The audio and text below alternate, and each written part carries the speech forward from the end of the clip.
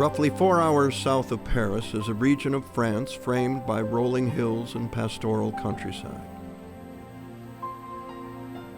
Generations have farmed these lands where fields seem endless, except for sporadic small villages lorded over by centuries-old church steeples. Nestled among these bucolic golden fields is one small community that carries visitors back to the true horrors of war. A silent hamlet is frozen in the year 1944. A small village where life came to a swift and horrific end one summer's day.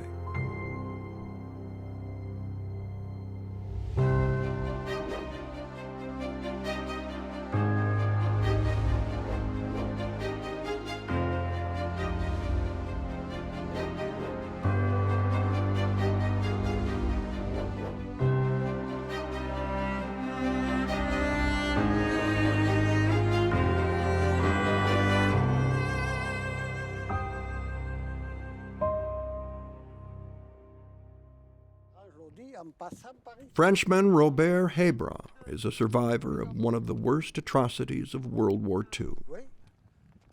On June 10, 1944, German soldiers arrived at the outskirts of his small 1,000-year-old French village of Oradour-sur-Glane. They appeared with one purpose: to murder all who lived in this peaceful place and burn their hamlet to the ground. 18-year-old Robert Hebra was one of just 6 to escape the massacre of his village. He has spent his life telling his story to those who will listen. We lived here. It was very small. There was a kitchen all the way in the back. Where the window is? Yes, the sink was over there. Today, Robert's granddaughter, Agatha, preserves the story of Oradour for new generations. Just after the end of World War II in Europe, French leader Charles de Gaulle visited Oradour-sur-Glane. De Gaulle ordered that the village be preserved forever in its destroyed state, so that the alarming visuals of what happened here would never fade away. In 1945, General de Gaulle said, "Oradour must stay as it is. It is a symbol of your passion of France."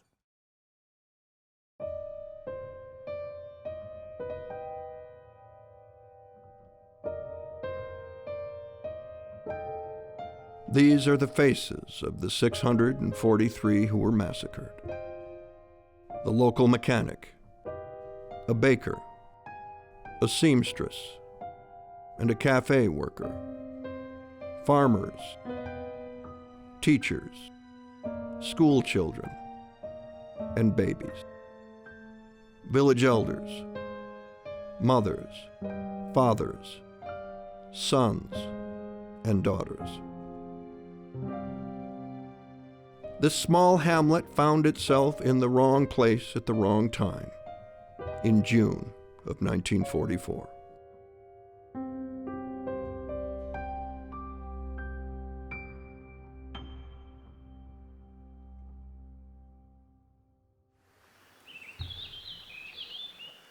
This region of France is beautiful.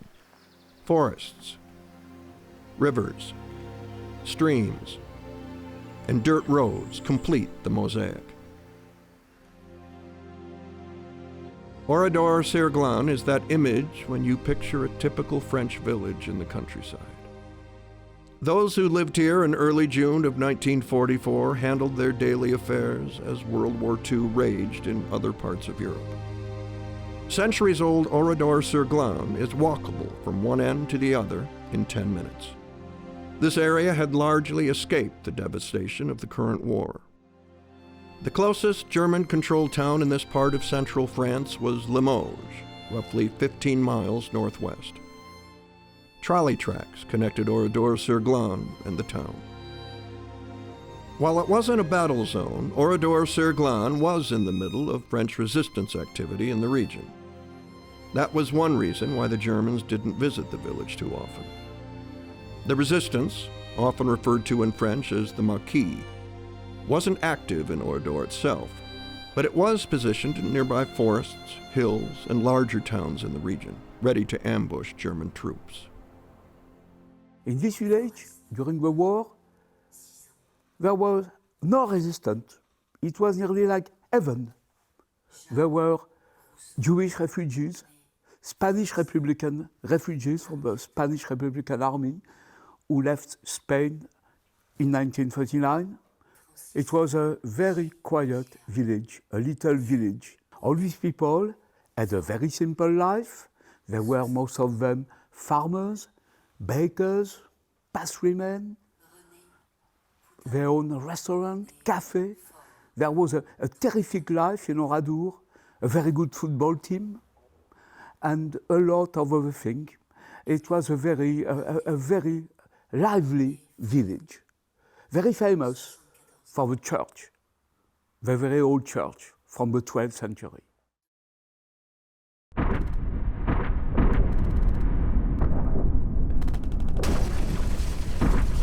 Each hour, and the enemy's hedgehog defenses are ahead. This is the supreme moment of invasion. You are about to embark upon the great crusade. Shock troops move in for the beach assault. The eyes of the world are upon you. Everything changed in central France when the Allies landed on the Normandy coast, across the English Channel from Great Britain, roughly 300 miles from Oradour-sur-Glane. Operation Overlord, D-Day had happened on June 6, 1944. That gave a boost. The news went across the country really quick. The Allies have landed to the north. Liberation is on its way.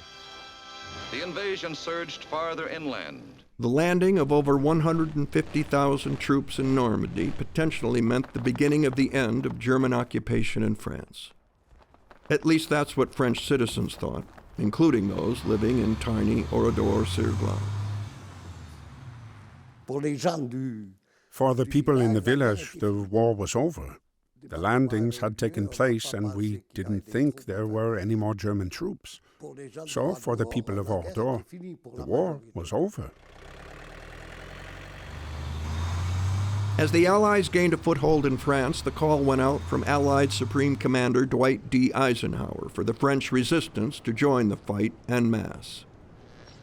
People of Western Europe, the hour of your liberation is approaching. To members of resistance movements, follow the instructions you have received. Great battles lie ahead. Together we shall achieve victory. German divisions were now headed across Europe to counterattack the landings in Normandy. Resistance units were called on to sabotage their movements. Everything from blowing up bridges and communication lines to ambushing German convoys and killing Nazi officers and troops. They did significantly help the Allies in defeating fascism. The French resistance actually probably played the most important role in terms of its psychological impact on the French people themselves. The French resistance fought back against occupation and Nazism, and in some cases were very effective, and gave the French, or rather restored, an enormous amount of pride to the French people towards the end of the Second World War. Had there been no French resistance, the French would look back today on a terrible, dark period in their country's history in which many people collaborated, in which they were humiliated, in which terrible stains on their reputation were created. Could we have defeated the Nazis without the French resistance? Absolutely. Were they something of a sideshow? Have people exaggerated their importance? Yes.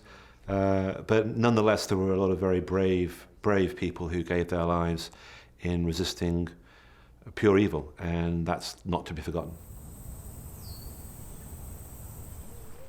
French resistance efforts following D-Day proved to be a significant thorn in the side of German divisions, now driving to the Normandy coast. Central France and the road to Limoges were significant routes for the Germans to get to northwestern France, looking to stop the Allied advance. German generals knew any delays in dealing with the French resistance or partisan activity along the way had to be addressed. In the region around Limoges, the resistance was active, hidden in thick forests and scattered among the villages of France. The threat of ambush was everywhere. German leaders devised a sadistic plan to discourage such activity once and for all. Unfortunately for the quiet village of Oradour-sur-Glane, the plan to demoralize and punish the French resistance, or maquis, in June of 1944, involved them. You must remember Marshal von Rundstedt, who was at the head of the whole German army of occupation in France, sent a warning to the whole SS division and to the Wehrmacht division. Your main job before reaching Normandy is to get rid of all the partisans. If necessary, you can terrorize the population. We don't want any opposition.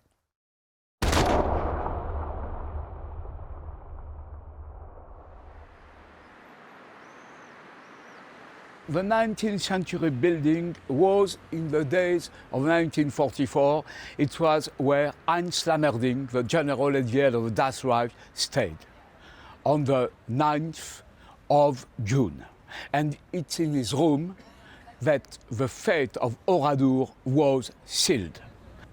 Lammerding said we have to do something to terrorize this blooming Limousin country. What should we do? Find us a village. And Fayolle, Jean Fayolle, said Oradour, because I can assure you it's a quiet place. There is no maquis, no resistance whatsoever. You will be able to do whatever you like.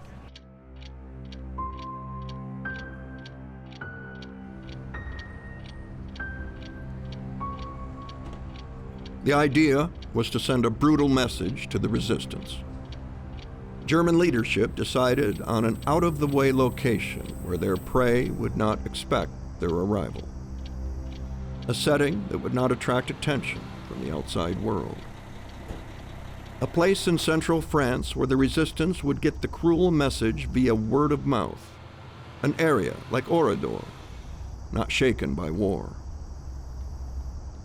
One of the Germans' top SS commanders, Major Adolf Diekmann, was assigned the task of destroying Oradour-sur-Glane by 2nd SS Panzer Division Commander Heinrich Lammerding. Diekmann's close friend in the division, Commander Helmut Kempfe, had recently been captured and executed by the resistance. There had been talk he was being held in Oradour-sur-Glane, but that was not true. Plans were finalized in this hotel in Limoges. Diekmann was out for blood and payback. Oradour-sur-Glane was circled on the map. There was an order from the High German headquarters in France. You must crush the French resistance. Do not hesitate to terrorize the population.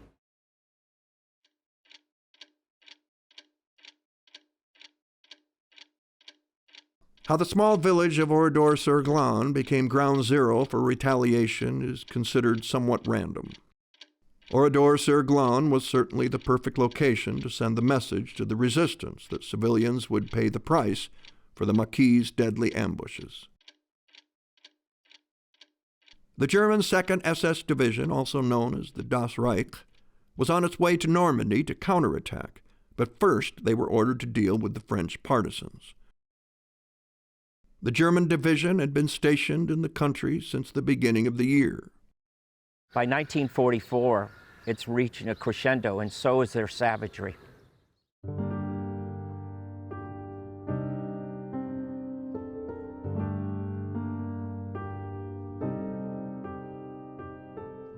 German leadership in this part of France told the 2nd SS Division to quickly deal with the resistance in central France before leaving for Normandy. In the town of Tulle, 70 miles southeast of Oradour-sur-Glane, partisans and maquis had attacked German troops. German retribution in Tulle came on June 7th and 8th. The actions of the 2nd SS Division were swift and deadly. Tulle is very, if I must say something, sadly famous for some massacre from 99 people between 16 and 60. They were arrested one morning, taken as hostages, then hung at the balcony of the houses of the city. We call it the Massacre of Tulle.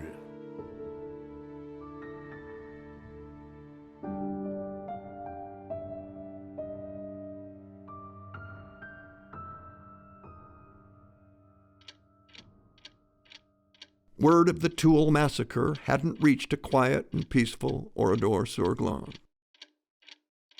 On June 10th, just as the unsuspecting residents of the village began to sit down for their midday meal, the German 2nd SS Division arrived. Saturday the 10th, 1944, it was a school day. It was the medical for the school children. So all the children were still in the school. There was a lot of people who just came here their weekend to fish, to have some clean air. During the war, there was a shortage of tobacco. And Saturday, June the 10th, there was a distribution of cigarettes in Oradour. So obviously, everybody was rushing from all over the places around. So it was like a market day. On that beautiful June day in 1944, Robert Hebra was relaxing in the hamlet. On that Saturday, I was happy to have extra time off because we were still working 6 days a week. Like all mechanics, we were pretty much working for the German army. In the afternoon, there was an altercation between my garage supervisor and a German soldier. But I had left early to catch my trolley. At 2 o'clock, people were finishing their lunches. They were having a glass of wine, they were talking, and suddenly they heard a noise, a rustling noise, coming from the back of the road here. From the entrance, the Limoges, what we call the Limoges entrance, on the road to Limoges. I went out into the street, and that's when my friend Marshall spotted me. He lived at the top of the village, and we both found ourselves on the side of the road chatting about this and that. We were talking about soccer. And that's when we heard a loud noise. It was a peculiar sound. We saw dust at the turn and 2 tracked vehicles approaching. The 4th SS Panzer Grenadier Regiment, part of the Das Reich Division, approached the village from the south. The German troops arrived in half-tracks, trucks, and lorries, carrying roughly 200 soldiers. I was talking here with my friend when we heard a loud noise, and then we looked down at the bend over there. We saw 2 tracked vehicles approaching. I had never seen vehicles like that. They passed in front of us. Oradour residents, as well as 6 bicyclists who had just happened to be riding through the village that day, had no idea what awaited them. The people of Oradour were not frightened. They were not worried at all. They say, oh, after all, we are on the road to Normandy. True, we are on the road to Normandy. So it's certainly a division who is going to the Normandy front. A significant part of the German SS Das Reich Division's plan for Oradour-sur-Glane involved keeping all of the people in the village calm. And there, they saw some German, 5 or 6 half-tracks of German, very, very young, 17, 18. The Germans' demeanor remained docile as more SS troops filtered into the village under Adolf Diekmann's command. There were soldiers inside, and since it was 4 days after the D-Day landing, I told my friend, don't worry, they are just heading to Normandy, they are passing by. But then, they stopped at the end of the street. Oradour was finally sealed off from escape. The soldiers were spreading out all around the village, and 2 soldiers set out to gather more people. The 2 of us were here talking. I saw some friends over there, and I approached them. There was a soldier with his foot on the curb over there. He had a rifle that was bigger than him. And the pastry chef asked him, "Can I go inside to check? My cakes are going to burn." The soldier replied in French, but with an accent, "Don't worry, we'll take care of it."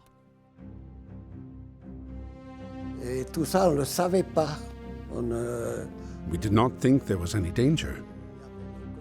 We didn't know that the day before, 99 men had been hanged by the same division in Tulle. Around 2 p.m. on a picturesque Saturday, June 10th, 1944, Adolf Dieckmann's SS troops began to size up the local population. Where were all the men located in the hamlet? Where could all the women and children be found in Oradour? Dieckmann said, "I want all the population on the main place of Oradour, a bit further up. Women, children, sick people, I don't care, I want all of them. Every people from Oradour must go to the champ de foire and must wait."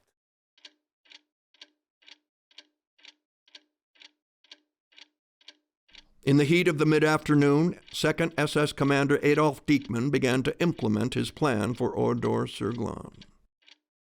The Germans were absolutely quiet. They didn't push us too much as well. And when we were asking them questions, "Why are you taking us?" "Oh, don't worry, it will take only 1 hour." Dieckmann said, "Don't worry, you are our hostages, but don't worry, in 1 hour you will be home." Some of them were surrounding the village, so it was impossible by 3 o'clock to escape the village. Totally impossible. I believed they were going to ask us for our identification papers. I had left my papers at home. I don't live very far away, so I'll go fetch my papers if they ask for them. Nobody thought we were going to die. We were in a group, and I was with my friends talking about what we were going to do on Sunday. When the Nazis arrived, there was already a crowd descending, all people from the village. I joined all the villagers who were there, including my mother and my older sister, because my younger sister was at school. There were already at least 50 people gathered. In the upper part of the village, there was one person who was paralyzed. They killed him in his bed. None of the roughly 650 people in Oradour-sur-Glane, forced to gather that afternoon in the village's main fairground, had any thoughts that they were about to be murdered. However, the tension and agitation level of the German SS troops was undoubtedly rising. At one point, a soldier approached. He asked for the mayor. The mayor comes forward and the soldier asks him to follow. They went in the direction towards the town hall. And when the mayor came back, he was a bit agitated. He didn't say anything. And then a soldier comes and he says, "There are weapons in the village. We are going to search for them. Those who are not involved will be released." It didn't take long, so not much time passed. We stayed there for at least 3/4 of an hour, talking and moving around. At one point, 3 or 4 soldiers passed through the group. We men were made to stand on the sidewalk here, and the women, they were by the car for a few moments. We still didn't know why the Germans were here. Then the women left. I saw my mother turn around. The soldiers didn't shout. They were very, you can't say courteous, but they were not agitated like you sometimes see in movies where soldiers shout and chase after people. That wasn't the case here. There were no gunshots fired, nothing. Us men were made to stand on the sidewalk here, and we were placed in a rows of 3 facing the wall. Up to that wall right there? There were about 70 men, and we were facing the wall. I think they intended to execute us right there on the fairgrounds, but Then they must have thought it would make too much of a mess with the blood and everything. Around 3 o'clock, Dickman gave an order to separate in several groups the people of Oradour, women and children, men. They take the men and they put them in the garage, in some barns, in some other places. And they told them, just stay like that, and don't worry, this is it. There was no aggressivity from the German. Teenager Robert Hebra and roughly 190 men in the village were moved to 6 separate barns, sheds, and garages, none within eyesight of each other. During this time, there are some men to get rid of all the rubbish, to empty the garage, to empty the barns, so they could put the men inside the barns. And they say, now, you go inside, and you stay there. And you stay there. We sat in the hay because it was hot. There were 3 or 4 of us, and we were talking about soccer. The German plan to completely wipe the village of Oradour-sur-Glane off the map and deliver a message to the resistance was underway. We had sat down and we saw the SS, Schutzstaffel, setting up their machine guns. There were 2 soldiers with machine guns, 2 soldiers with ammunition belts, and a 5th one who was probably an officer. The officer went around the group, and when he reached our location, he signaled for us to stand up. That's what we did. We stood up. Behind us, we have the church of Oradour. On that fateful day, the SS took the children and the women into the church. Children between the age of 2 months old to 5, 6 years old. All the school children were taken as well here. The women had left. I looked to see if I could spot them at the bottom of the village, but there was no one there. They were apparently in the church at the time. By late afternoon, 450 women and children were now packed into the church under guard. Roughly 200 men were in various other locations around Oradour-sur-Glane. That's when the violence in this small French village began. It was hot. Like everyone else, we sat in the hay and waited. A soldier went around our group. When he reached our location, he signaled to us, so we stood up. By the time he returned to the entrance of the barn, there was a detonation in the village, and the shooting began. And it was the signal of a massacre. Several German people went to the church. They took a box of explosives with them. They switched it on. They disappeared.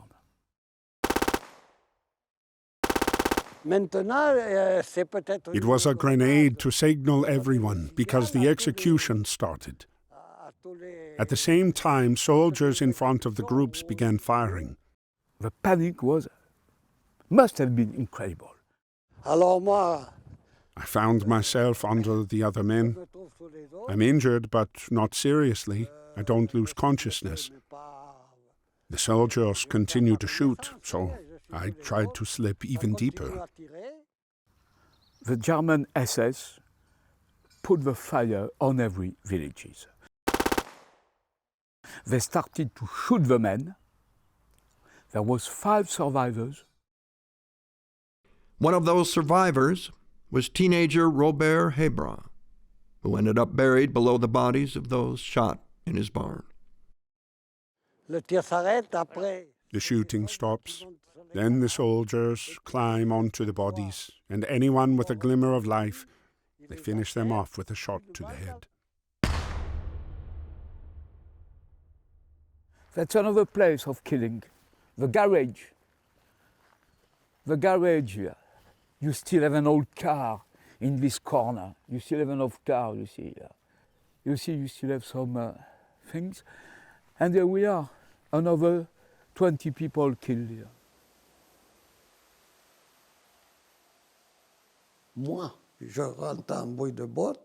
I was covered in a pile of boots, and I continued to hide. I knew my father was outside somewhere, and I was convinced that they had taken the women and children out of the village so they wouldn't witness the execution of the men. What happened to the 450 women and children driven into the centuries-old church in Oradour-sur-Glane is almost beyond description. First, an explosion was set off inside the church, creating a thick cloud of black smoke.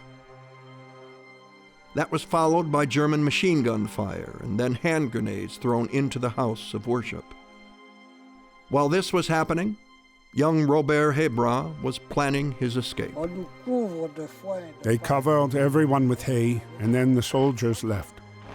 We heard them going away, the sounds of boots getting farther away. So I think to myself, I'll wait here, and at night I'll leave. Back then it got dark at 10:30, so I thought, I'll leave when it gets dark. But they come back. We heard the sound of the boots coming. They came back, and that's when they set fire. There was a ladder, and one of the soldiers climbed up and lit a match to set the logs on fire. He lit one match, then another. When he was on the ladder, I could have touched his helmet, but it was pitch black. They set fire to the hay, and I hear the fire spreading, and then I didn't have a choice anymore. Either I burn alive or I go out and get shot by the soldiers. So I made a quick decision. At that moment, I heard people speaking French, and I could tell they were limousines. I opened the door, and at the back of the stable I saw a shadow, and I was afraid it might be a soldier. But at the time I was scared, so I went out. As I emerged, the soldiers were gone.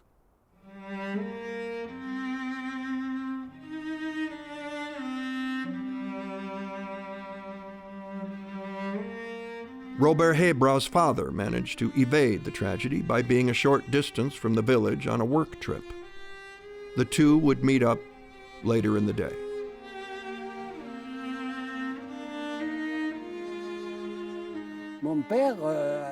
My father had already arrived at my sister's.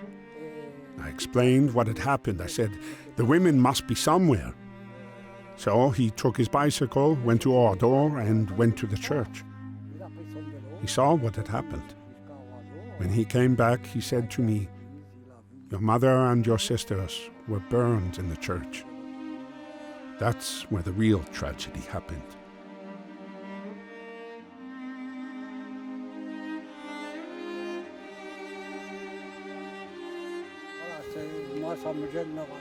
I'm a bit uncomfortable entering the church. There weren't many bodies because in the church only ashes and bones were found. Visitors can't imagine. I wasn't there, but I can imagine how the women must have agonized when climbing those stairs, entering the church with their babies and strollers. I imagine it wasn't easy. Maybe some soldiers helped them. No one can say.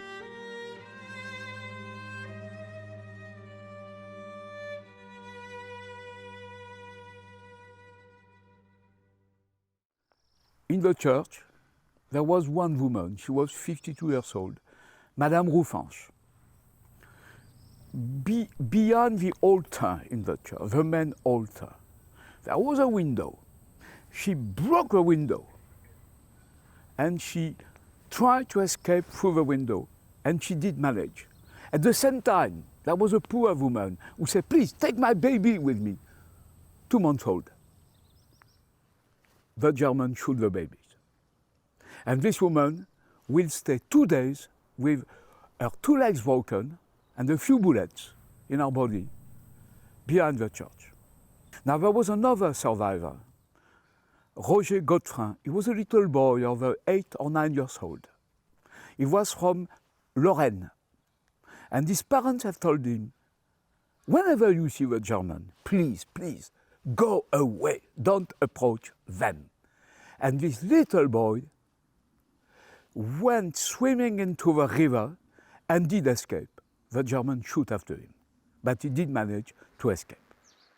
The survivors from the barns, Madame Roufange from the church, and this little boy, Roger Godefroy.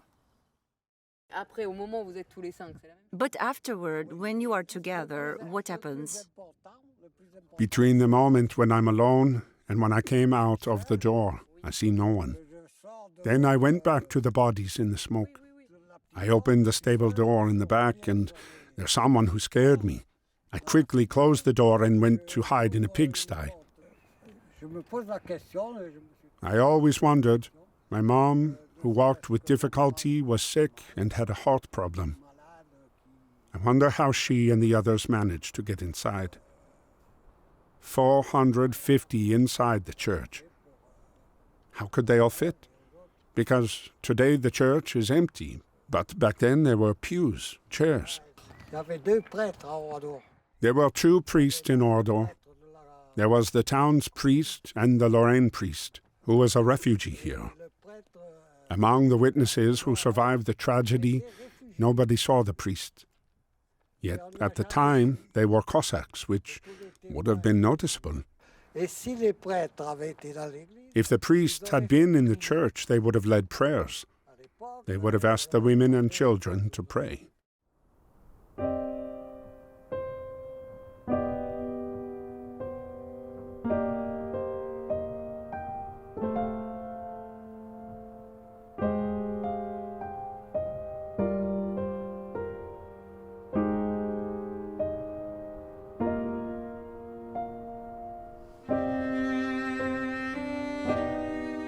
Of the 643 residents of Oradour-sur-Glane who are now dead, 247 of them were women, and another 205 were children.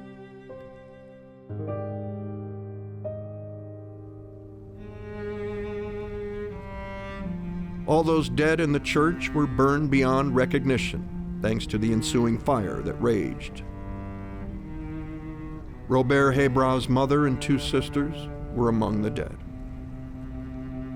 The Oradour massacre on June 10th, 1944. I believe that when the Dash Reich unit went into Oradour-sur-Glane, there's other stuff going around. There's the kidnapping of a major and the search for weapons and all this and that. But I think at the end, the real message of exterminating 643 innocent lives in a few hours on June 10th, 1944, was to basically terrorize the Maquis and say, look, I'm still king of the castle here. It's not because we've got a bunch of guys to the north that landed that we ain't gonna win this one.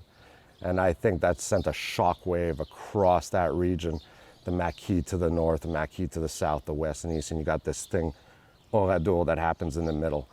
And all of a sudden you just created this fear. And I think it was really to mark a point. Oradour-sur-Glane.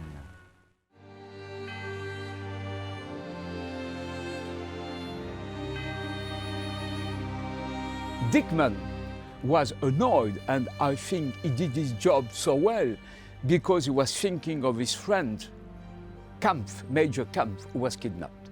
He was really annoyed, so he wanted to do the job better than normal, killing more people than normal.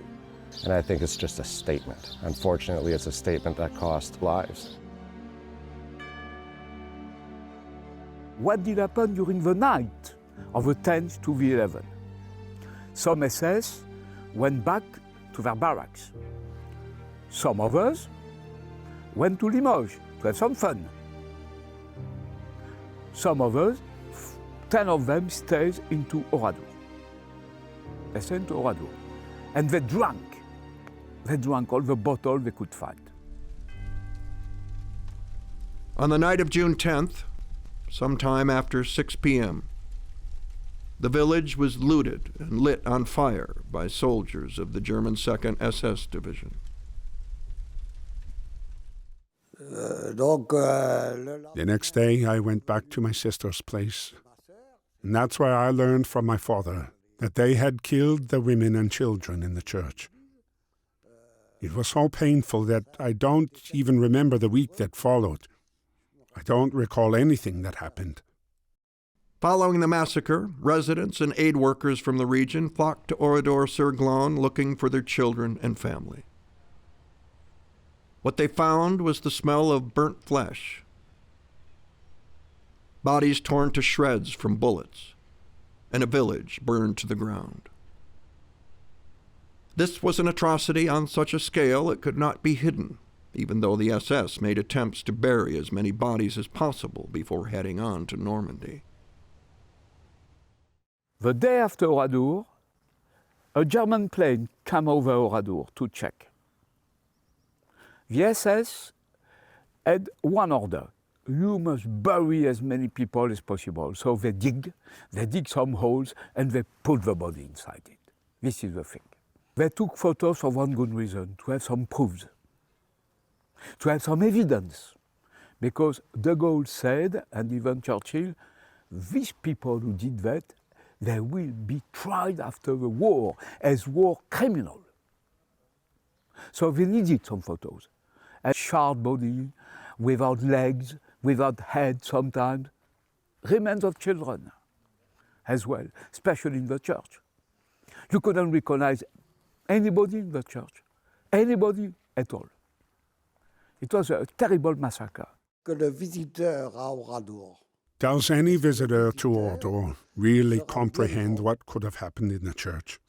Those approximately 450 women and children who were in the church. Otherwise, there would have only been the deaths of the men, and the village would have remained. We would have carried on. But for me, the real tragedy is in the church.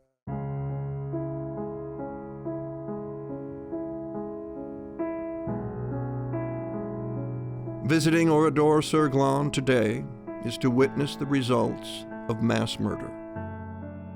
Civilians caught up in war. The intensity of evil. The importance of remembrance and preservation. The power of education.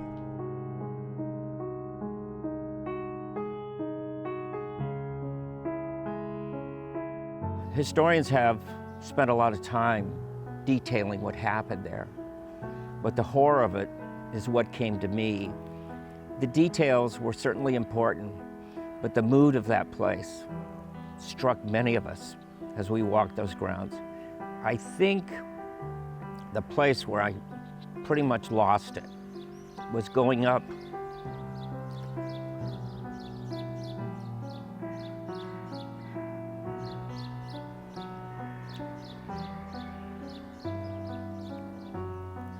to where the memorial is, and encased in glass, human remains, and what looked like a child's hand. That was the tough part. That was the real part.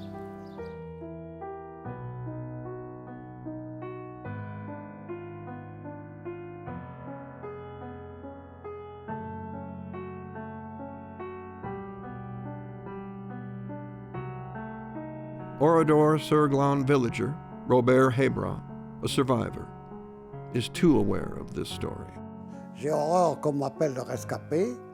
Now they call me a survivor, the one who made it. I am. That's it. I am a man. I am a witness. I am a witness. Je suis un témoin.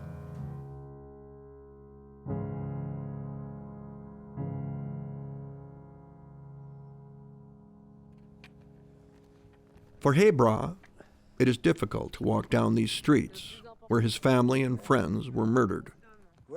Unlike June 10th, 1944, there are no screams today, just silence.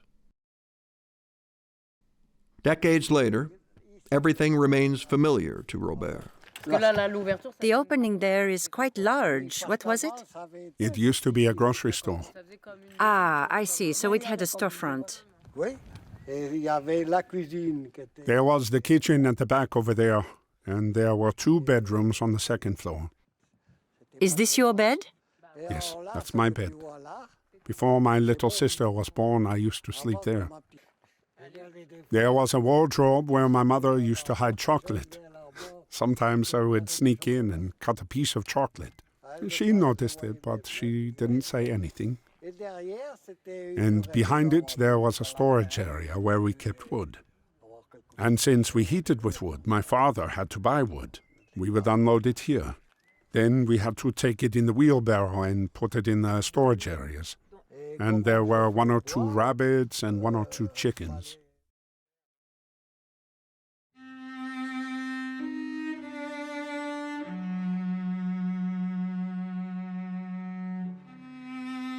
"643 residents of Oradour-sur-Glane were dead. Their faces are forever frozen in time."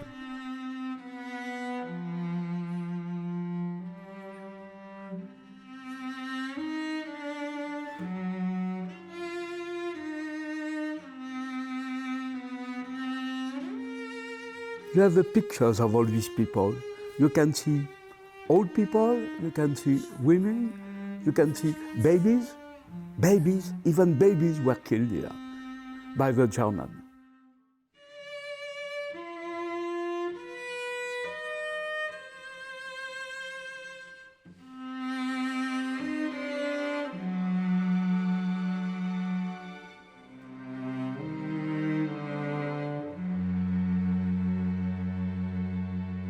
What struck me the most about Oradour, it's what was left of it, which we called in Limousin the ghost of Oradour. Objects. Look at that, a sewing machine. It was a wine merchant here.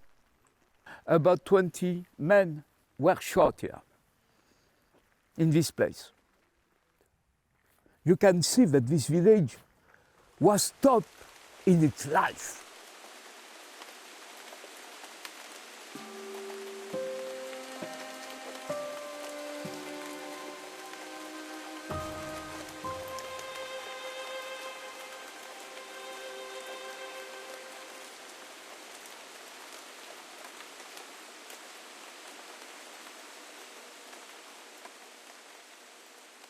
Some villagers who were murdered by members of the 4th Grenadier Regiment of the 2nd SS Division on June 10, 1944, are buried in the local Oradour-sur-Glane cemetery. Only 52 of the 643 residents slaughtered were able to be officially identified. Faces on headstones and memorials represent the rest.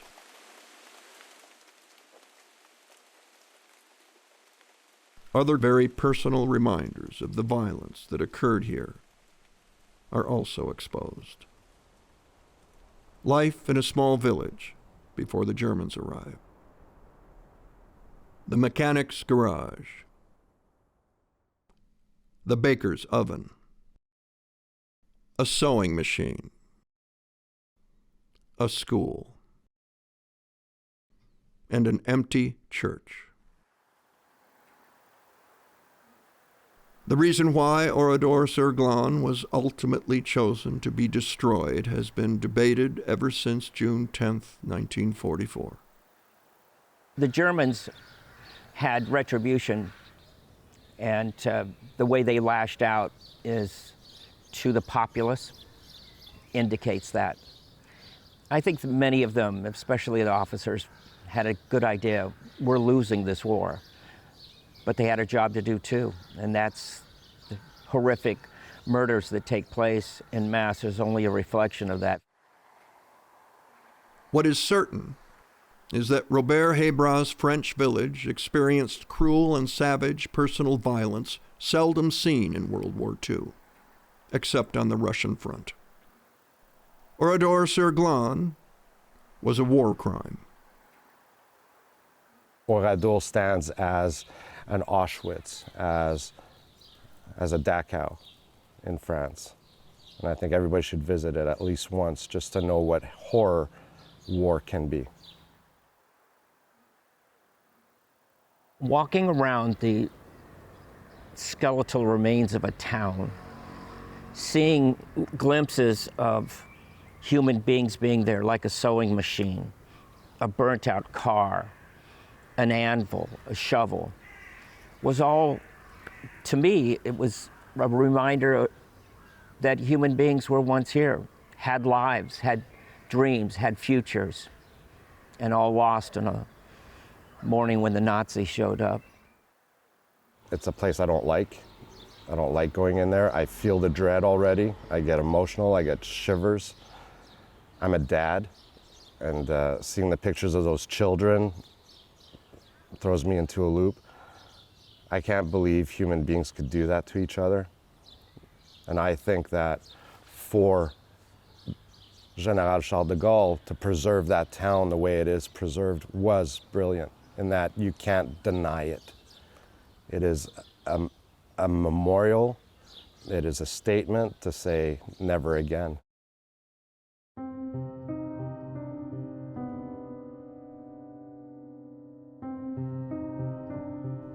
Today, the old Oradour-sur-Glane of 1944 lives on as a ghost village, uninhabited and within eyesight of a modern version of the rural community rebuilt after the war. The past is always visible to those in the present. The message is always within eyesight in the old rural French hamlet of Oradour-sur-Glane. History like this should never repeat itself. Marie Avril, Françoise Bertrand, Gisèle Laine, Jean Senon, Pierre Dupic, Marcel Petit, Janie Girard, Denis Mercier, François Mercier, Marguerite Barato, Olga Lacroix, Daniel Gaillot, Hubert Gaillot, Daniel Bardet.